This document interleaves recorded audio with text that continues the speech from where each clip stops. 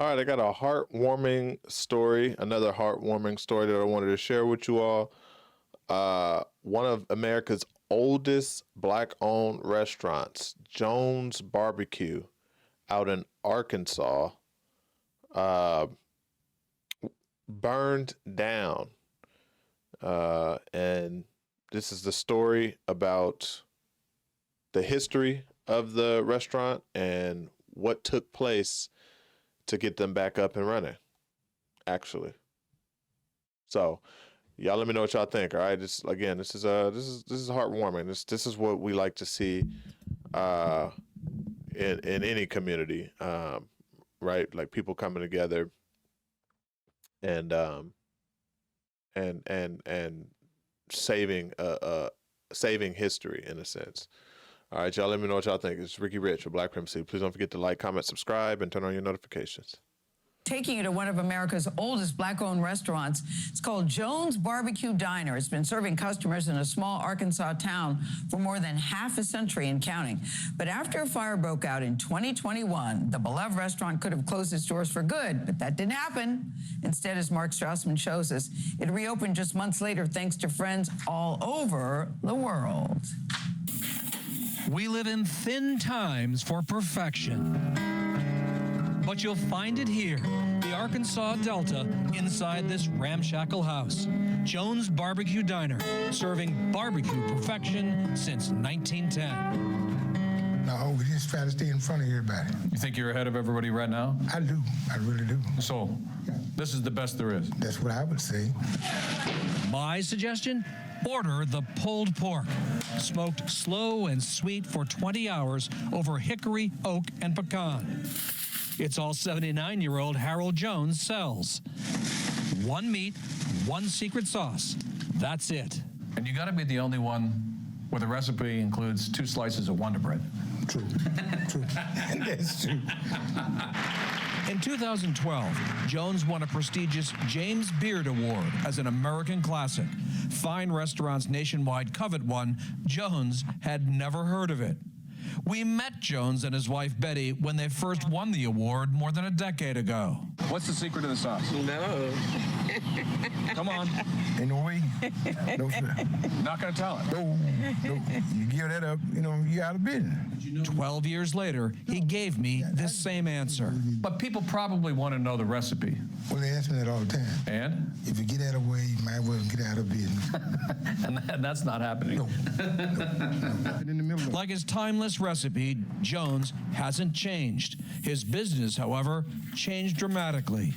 Where there's smoke, there's barbecue. That's good. But where there's smoke, there's fire. That's not good. In 2021, a grease fire burned the restaurant like paper. 70% of it destroyed. Alarm bells went off across the region. We got to save it quickly, right? He needs money. Mimi San Pedro, a small business consultant, heard about the fire and launched an online fundraiser. That alone raised more than $67,000. In all, donations topped $100,000. San Pedro called Jones to tell him that help was on the way. Mr. Jones is, there's not a lot of, boisterousness about him, short on words. He just cried. He just cried. He cried when you told him. Just didn't even know what to say. And what else can you do except, take that as a motivation. Jones rebuilt without ever filing an insurance claim. It's like a new business. back to front. What explains this response? The legacy of the place, the history of the place, and the product. It's a combination of all those things that everybody just kind of said, we have to save it. Jones knows even he could never have cooked a sweeter ending. Like his barbecue, just perfect. For CBS Mornings, Mark Strassman, Marianna, Arkansas. Wow. I like what she said. Mr. Jones is a man of few words. That's true. I love when Mark said it's the best series. He goes, that's what I would say. I love Mr. Jones. That's And it what looks I like a would good say. sandwich. It does. It does. It sure does. I want to go down there and visit. I want to try to taste what's in that dish because, you know, usually you hear a little bit about what the ingredients are. He wasn't giving up anything about what was in the sauce, what was in the seasoning. You know, Tony, it's on Wonder Bread, so you know it's that soft, sticky kind that sticks to the roof. Stick to the roof of your mouth. I really love. But she said it was about the legacy and the product. I also think it had a lot to do with him. You can tell how dedicated he is, and people just listen. I don't even know Mr. Jones, and already I like. Yeah, it's like people were saving the restaurant, but they were coming to the rescue of him. That's right. I hope that he's passing on that recipe to somebody. Is there a succession plan? He can't do that forever. But he said, if I do that, I might as well go out of business. Okay, all right. Yeah. It's the recipe's probably stored away somewhere in a safe. But you know, this is what we like to see, right? Community come in, help out, and he clearly had insurance, right? Because I mean, they mentioned he didn't have to file an insurance claim. But you know, I like that it turned out that way, because something tells me that even if he would have filed an insurance claim, it would have been 10 times more difficult for him, and it probably wouldn't have happened. Right? It probably wouldn't have happened. Or his insurance premiums would have just skyrocketed afterwards, and he wouldn't have been able to afford insurance moving forward. All sorts of things. So it worked out.